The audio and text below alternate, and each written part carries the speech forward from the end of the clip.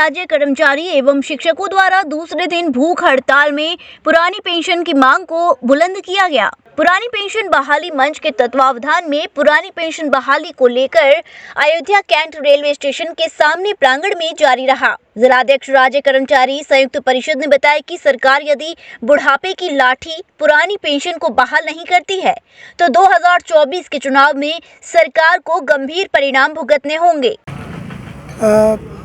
पुरानी पेंशन बहाली मंच जो गठित हुआ है एनसीजीए के तत्वावधान में, जिसमें राज्य कर्मचारी संयुक्त परिषद और विभिन्न संगठन शिक्षक संगठन हैं, उसके तारतम्य में दिनांक 8 जनवरी से 11 जनवरी तक ये भूख हड़ताल का कार्यक्रम हर मंडल कार्यालयों पे रखा गया है।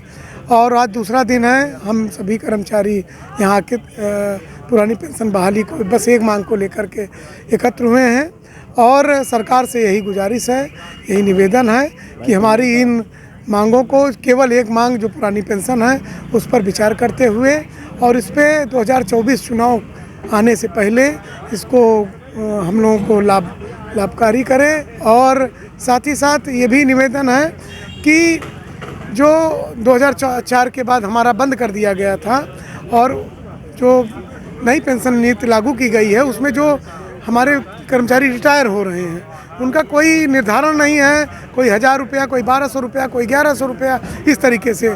तो हमें पुरानी पेंशन चाहिए।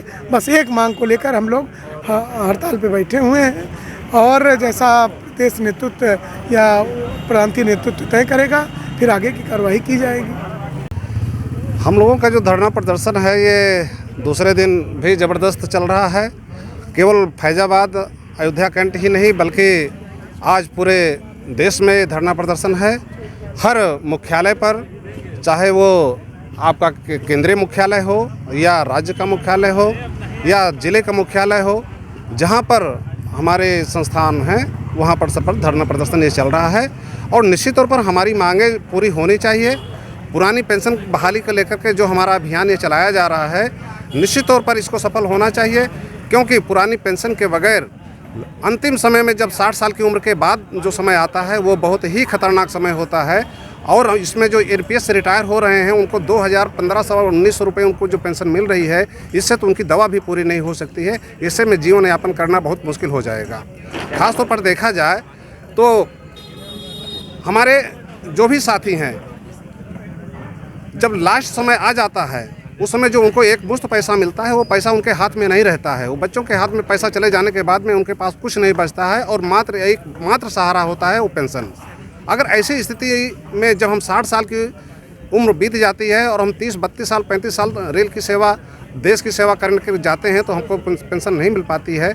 ऐसी स्थिति में क्या स्थिति बनेगी हमारे और हमारे सामाजिक स्तर जो हमारा होगा वो कितना खतरनाक होगा, ये सोचने की बात है। सरकार को इस पर ध्यान देना चाहिए। क्या नाम आपका? Hiralal, branch secretary NRMO Faizabad. Shri Radhika sweets प्रस्तुत करते हैं अपने प्रतिष्ठित मिष्ठान के 5 अलग अलग प्रतिष्ठान, जिनमें मिलती है गुणवत्तापूर्ण शुद्ध देसी घी से निर्मित मिठाइयाँ और मिलता है शुद्धता का विश्वास। तो आइए राधिका स्वीट्स पर और लीजिए शुद्ध देसी घी से निर्मित मिठाइयाँ। हमारे प्रमुख प्रतिष्ठान है राधिका स्वीट्स, माँ वैष्णो देवी मंदिर के समीप छठी करा, राधिका स्वीट्स रेलवे पुल के पास कोसी कला, राधिका स्वीट्स मंडी समिति के सामने सौंख रोड मथुरा, राधिका स्वीट्स धौली प्याऊ मथुरा और राधिका स्वीट्स श्री कृष्ण जन्म स्थान के पास पोथरा कुंड मथुरा।